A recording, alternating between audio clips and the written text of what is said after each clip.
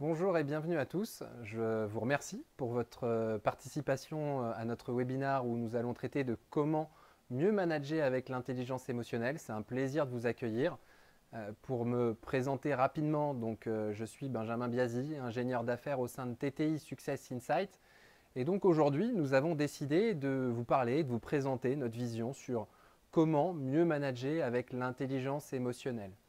Alors, on aura l'occasion, au travers de ce webinaire, pour vous donner une vision concrète sur les thèmes que nous allons aborder, d'évoquer déjà deux concepts clés, selon nous, sur le terme de manager et l'évolution du management par rapport à nos sociétés actuelles, et puis de faire le lien avec cette notion d'intelligence émotionnelle, les dimensions qui sont associées à l'intelligence émotionnelle, et pourquoi il nous semble important d'intégrer l'intelligence émotionnelle dans le management de nos sociétés actuelles, et puis pour être peut-être encore davantage concret, et vous apporter des clés. Je vous propose derrière qu'on puisse, au travers du modèle d'intelligence émotionnelle, reprendre les dimensions associées et vous donner des clés pour pouvoir en user, vous en tant que manager, dans votre management à destination de vos équipes et pouvoir justement favoriser la performance de vos équipes pour mieux manager grâce à l'intelligence émotionnelle.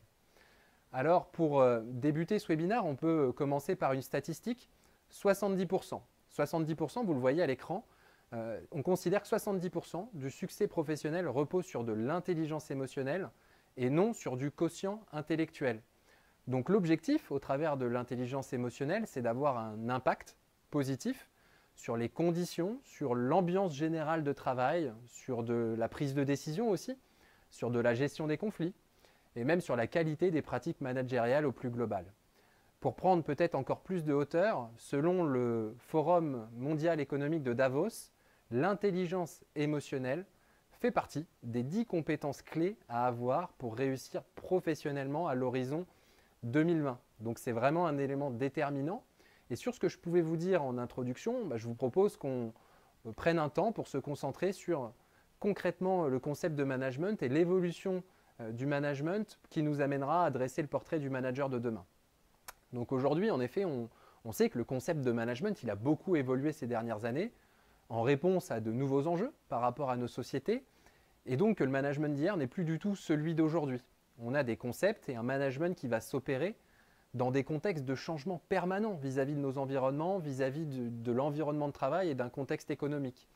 Et donc, pour vraiment commencer sur ce webinaire, je vous propose de dresser le portrait, selon nous, du manager de demain et des compétences dont doit disposer le manager de demain pour être efficace auprès de ses équipes. Le manager de demain, on peut dire justement que c'est quelqu'un qui va devoir disposer d'une certaine forme de leadership. En effet, on ne mesure plus la performance d'un manager sur sa simple autorité. Il va être question de sa bienveillance, de sa source d'inspiration pour l'ensemble de ses collaborateurs. Le manager, il doit aujourd'hui incarner les valeurs de l'entreprise à distiller et à transmettre au quotidien. Donc c'est un élément déterminant. Deuxième point, vous le voyez à l'écran, c'est la remise en question. Une posture de manager ne doit pas être vue comme un acquis. Il doit y avoir une volonté sans cesse pour le manager d'apprendre de lui-même, mais aussi d'apprendre des autres. C'est ce qui va lui permettre de se remettre en question et de pouvoir maintenir son rôle et sa légitimité au quotidien. On va parler de la notion de reverse mentoring, ou d'inversion des rôles, pour ceux qui ne sont pas forcément amis avec la langue de Shakespeare. Et dans ce cadre-là, il est question de pouvoir trouver de nouvelles ressources. Le troisième point, c'est celui d'être créateur de liens. Quand on parle de réussite d'un projet, on parle de la constitution d'un réseau. Et si on reprend l'expression « seul on va vite, mais ensemble on va plus loin », elle prend tout son sens dans nos contextes et vis-à-vis des enjeux de nos sociétés.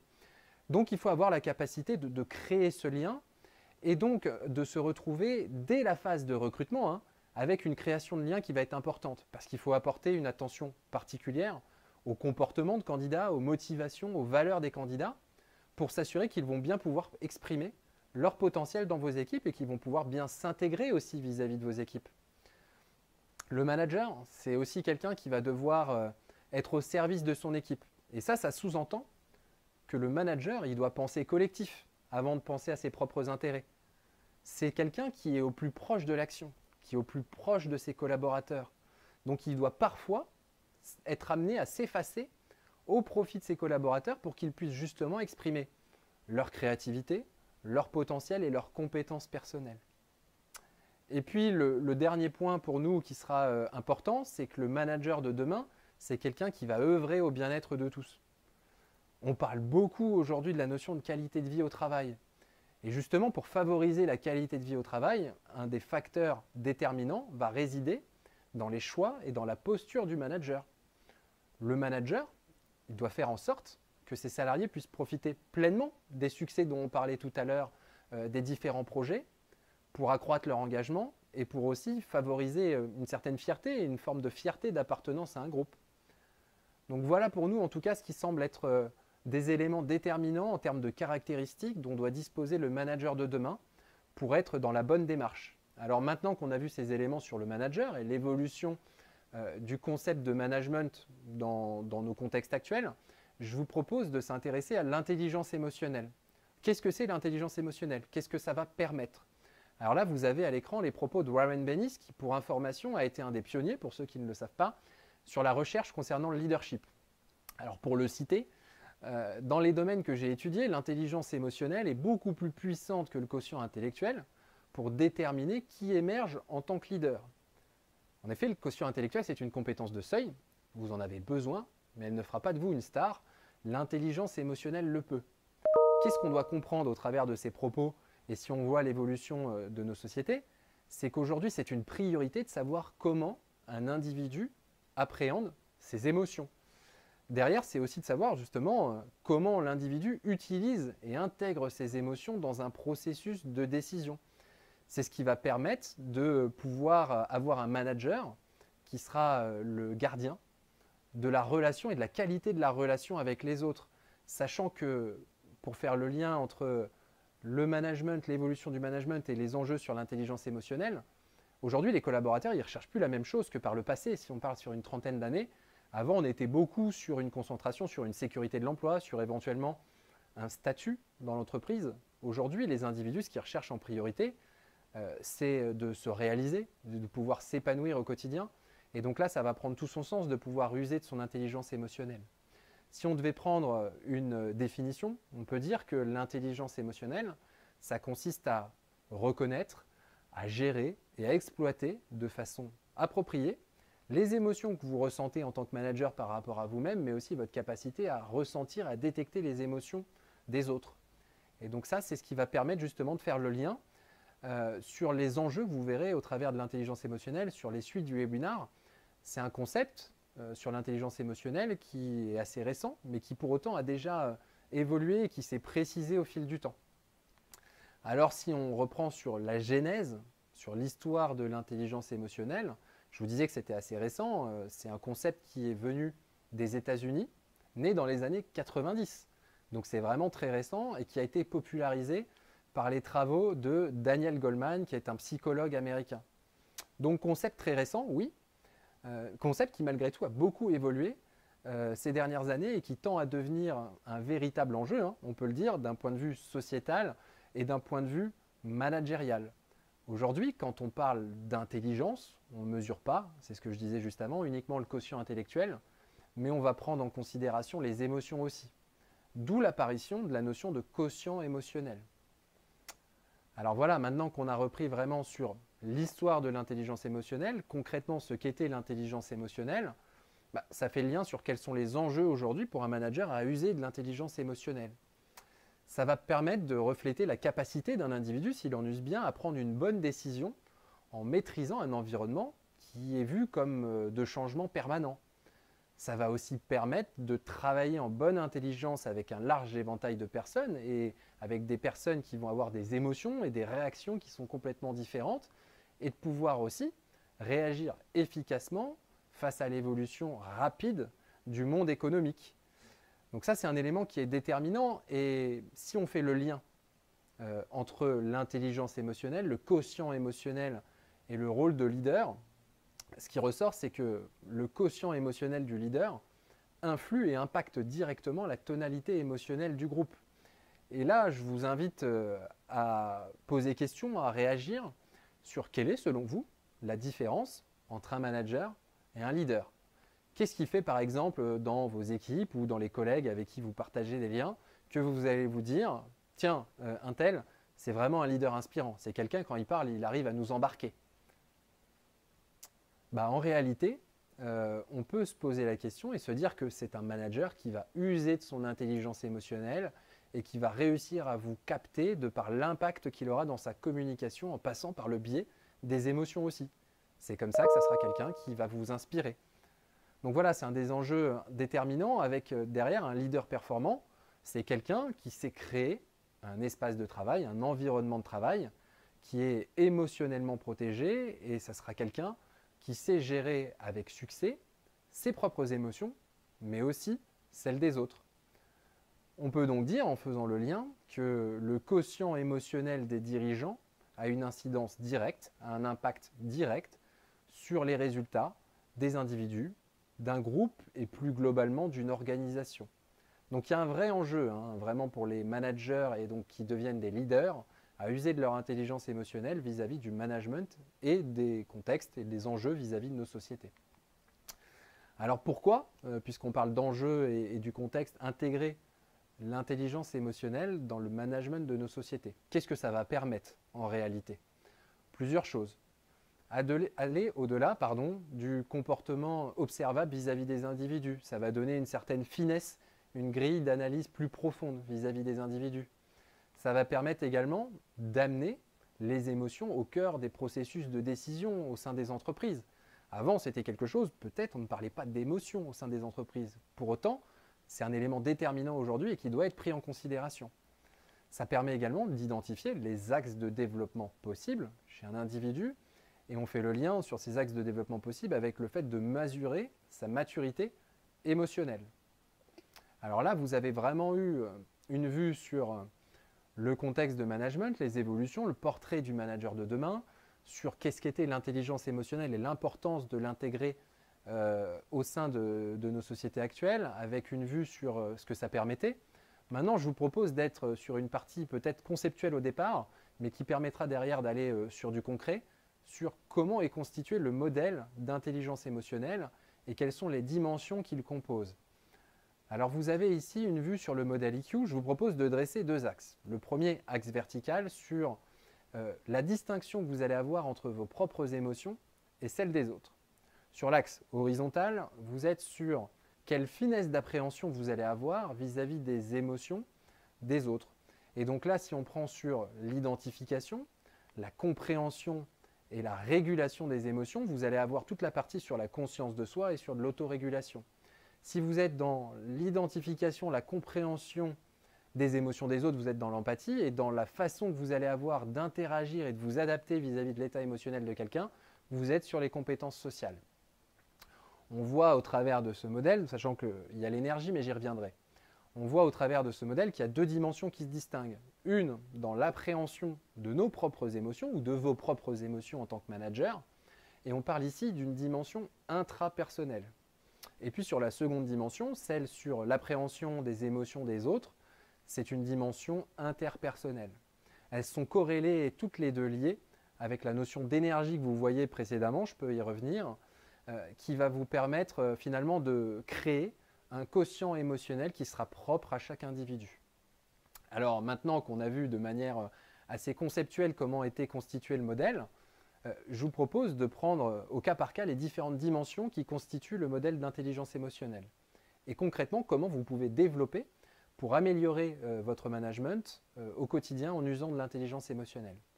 Premier aspect, c'est celui de conscience de soi. Dans la conscience de soi, il va être important d'avoir une conscience émotionnelle. En d'autres mots, c'est de comprendre l'impact des émotions dans l'obtention de résultats. Derrière, c'est sur une auto-évaluation précise et objective. Quand on parle d'auto-évaluation précise et objective, ça sera votre capacité à comprendre vos forces, vos faiblesses vis-à-vis de vos émotions et de savoir les gérer avec humilité. Là, ce que je vous recommande, c'est d'avoir une analyse de l'impact des émotions sur vous, de vous poser question aussi sur quels sont les éléments déclencheurs, quels sont les facteurs qui vont déclencher certaines émotions chez vous. Et puis derrière, de savoir quelles sont parfois celles qui sont plus difficiles que d'autres à gérer. Et puis on peut parler de confiance en soi. Si vous avez une bonne conscience de vous, vous avez une certaine confiance en vous, ce qui vous permettra d'avoir une posture affirmée. Pour développer la confiance en soi et la conscience de soi, il faut peut-être être amené à commencer des discussions et des conversations ouvertes avec des collègues, par exemple, sur la façon dont ils vous perçoivent. ça va vous permettre d'avoir une vraie lecture avec un regard critique sur vous pour pouvoir justement développer cette conscience de vous. Sur une autre dimension, celle d'autorégulation, si vous avez des questions, je le précise, il y a un temps de questions-réponses à la fin, donc ça sera avec grand plaisir. Et puis il y a également Arnaud, que je remercie, en tant que modérateur, qui peut aussi répondre à vos questions. Sur l'autorégulation, deuxième dimension, on sera beaucoup sur l'importance d'être dans le contrôle de soi et dans la fiabilité. Alors en d'autres mots, c'est le fait d'être capable de contrôler ses propres émotions, mais aussi d'être responsable de ses actions. Là, l'objectif pour vous, c'est de ne plus subir vos émotions, mais de décider de ce que vous allez en faire. Et pour ça, un des meilleurs moyens, ça va être d'appliquer l'autorégulation. Et quand on parle d'autorégulation, c'est de prendre le temps et de réfléchir avant d'agir et de prendre le temps de remettre en ordre ses idées. Quand on parle aussi de conscience professionnelle, c'est en lien. C'est les bons leaders aujourd'hui. Donc vous, en tant que bon manager, leader, vous ne devez blâmer personne sans fait. Et vous devez prendre du recul et prendre le temps, comme je le disais, de réfléchir avant d'agir et de remettre en ordre vos idées.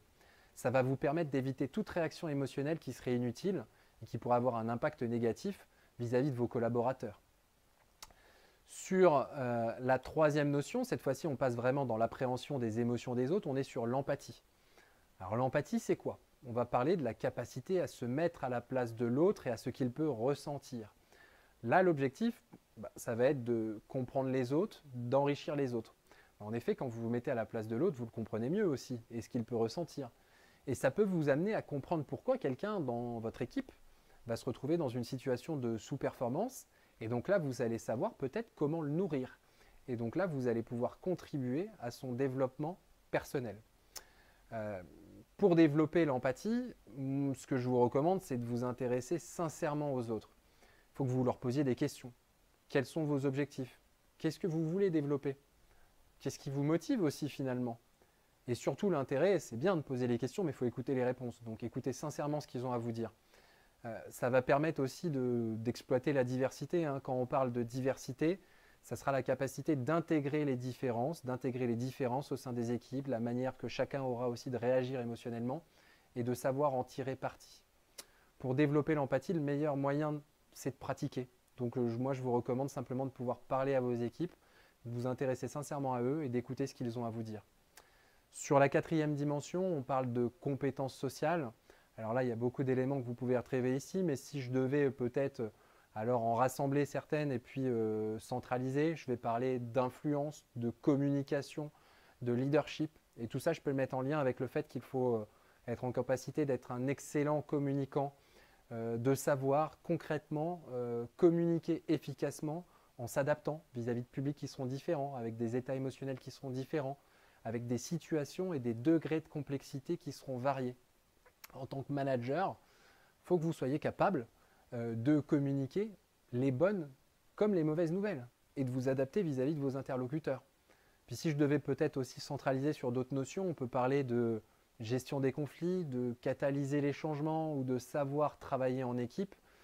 L'intérêt pour vous, c'est que vous puissiez avoir conscience de l'impact et avoir conscience des émotions de chacun, de l'impact que vous pouvez avoir sur les émotions de chacun et d'être capable de faire avec et de vous adapter par rapport à ça pour inciter à la coopération.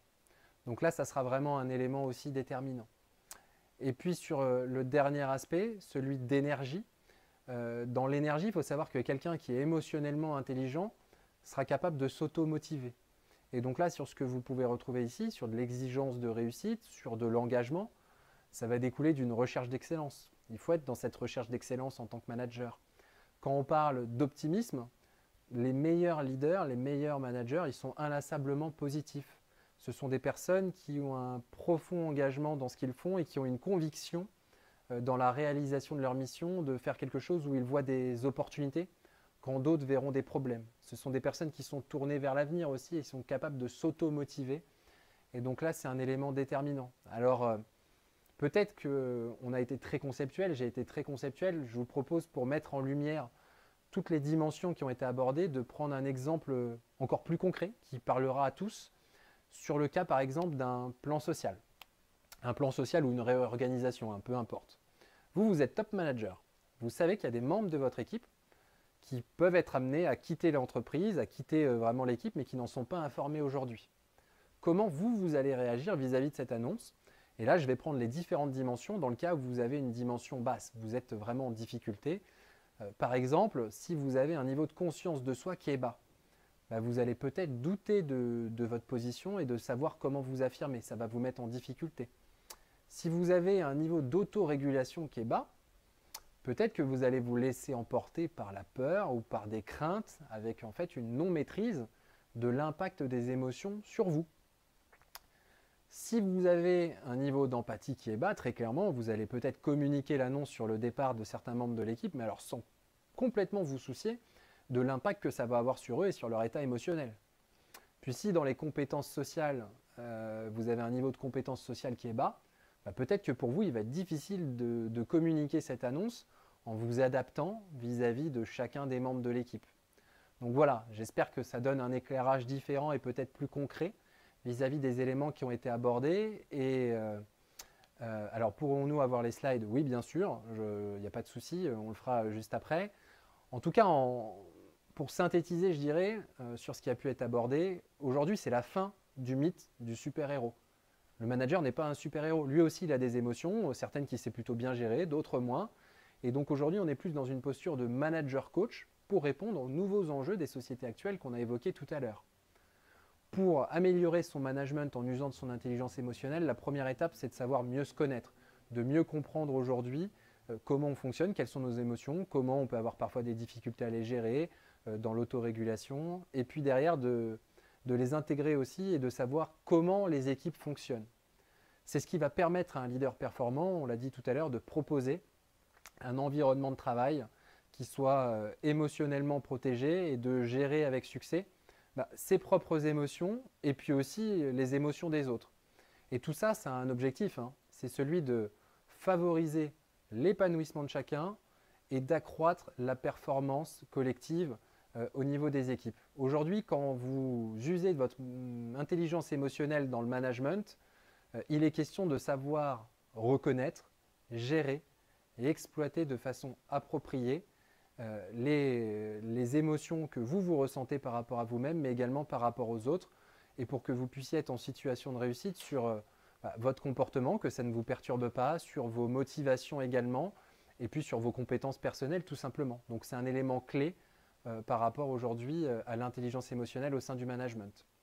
J'espère en tout cas au travers de ce webinaire qu'on a pu vous apporter des éléments de contexte et puis derrière un contenu qui a été riche avec des éléments concrets.